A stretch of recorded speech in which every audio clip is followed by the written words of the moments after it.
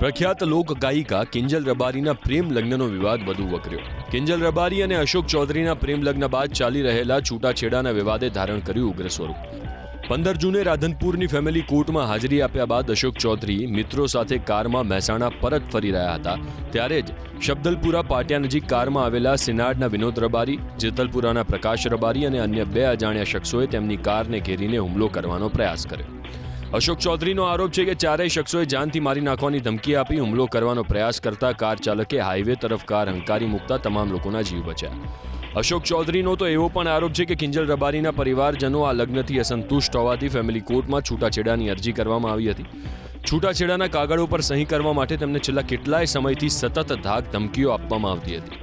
હાલ તો અશોક ચૌધરીએ સમી પોલીસ સ્ટેશનમાં 2 નામજોગ અને 2 અજાણ્યા સહિત કુલ 4 શખ્સો વિરુદ્ધ ફરિયાદ નોંધાવી છે, જે ફરિયાદના આધારે પોલીસે કાયદેસરની તપાસ હાથ ધરી। છૂટાછેડાના કાગળો પર સહી કરવા માટે તેમને છેલ્લા કેટલાય સમયથી સતત ધાક ધમકીઓ આપવામાં આવતી હતી। હાલ તો અશોક ચૌધરીએ સમી પોલીસ સ્ટેશનમાં 2 નામજોગ અને 2 અજાણ્યા સહિત કુલ 4 શખ્સો વિરુદ્ધ ફરિયાદ નોંધાવી છે, જે ફરિયાદના આધારે પોલીસે કાયદેસરની તપાસ હાથ ધરી।